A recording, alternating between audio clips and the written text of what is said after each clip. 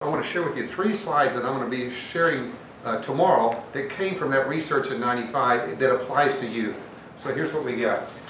So when I asked this question, what's a high-performing team look like? What's the difference between a group, a team, and a high-performing team? So if you really think about it, a lot of people work independently as a group of people. So look at this next one. A group is people together with no necessarily common goal or task. Each person executes their task independently. So to your point, and with all the overlap, you can be dispatch, and guess what? You are darn good at dispatching, and you make that happen, and you are exceptional. But guess what? Maybe you're not really good at overlapping and covering for someone, and we all know life happens. People get sick, there's weather, car breaks, someone shows up early, we didn't expect it. All these things happen in our world, right, Eric? And so there's a difference between being really, really good at what you do and being good at what you do and being able to overlap, right? So that's a group. How about the next one?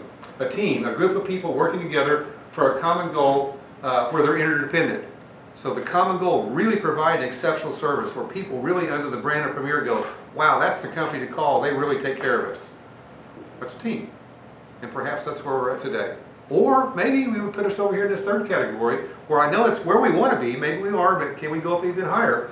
A high-performing team, a team that focuses on being as effective as possible while continually, watch this, reevaluating work towards quality processes. Are we improving the processes? Are we getting better tools? That's why we're here today, with each team member having high levels of investment in the outcome and are individually motivated. That's what we want. We want to have everybody motivated under Eric's leadership, right, to be able to say we want to be the best and we want to cover for each other, just like you started describing. Right. Everybody agree with that? Yeah.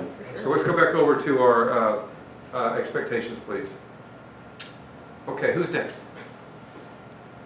What would make today exceptional? I don't want it to be good. I don't want it to be great. I want it to be exceptional.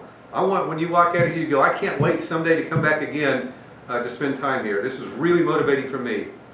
It would really help me open my eyes. It helped me raise my awareness. It helped me polish my skill. And hopefully it may help me make more money. My expectations are that people take away from this that while saying and doing the right thing is extremely important, how you say and do is most important. Okay?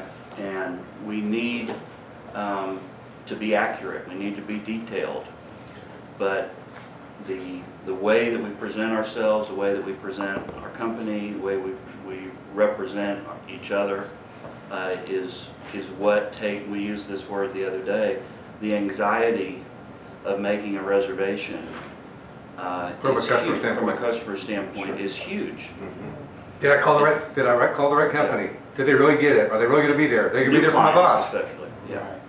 Right. Yeah. And so reducing that amount of stress by your tone, your professionalism, by your follow-up, by your appreciation, by saying thank you, we really appreciate it. The follow-up both in email and in phone call and by service. And Nikki has said occasionally that she wakes up in the middle of the night, goes, did I remember to put the car seat on that one deal? And so she gets up and calls the office at 2 o'clock in the morning. Go ahead. Yep. I'd like to kind of, as I stammer along here, kind of develop more of a sense of urgency. Okay.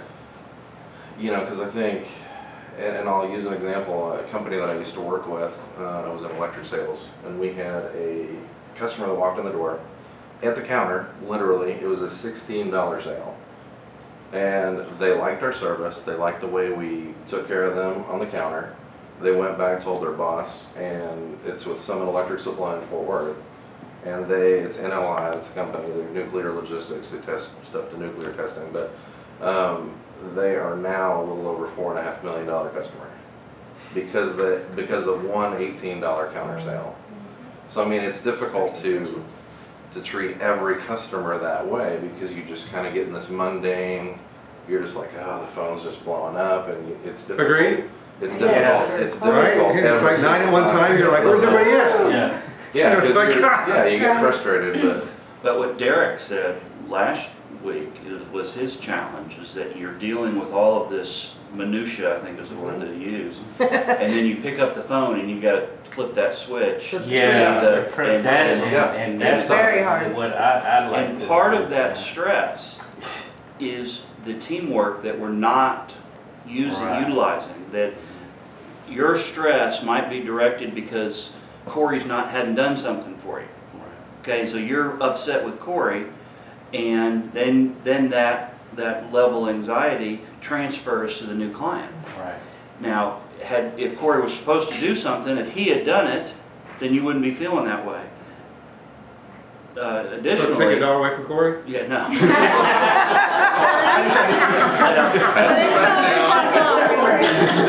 But then again, also, it's incumbent on you to compartmentalize that and say, okay, that's another issue. Yep. Now I got to put on my happy face and I've got to be a salesperson. And that's what I think that I'd like to bring away from that, to be constantly motivated but still polishing your skills at the same time, where even you're going through everything that you go through, or you've done this day in and day out, but you still have that positive motivation. So when you talk to that client, you exude that motivation and that light in your smile.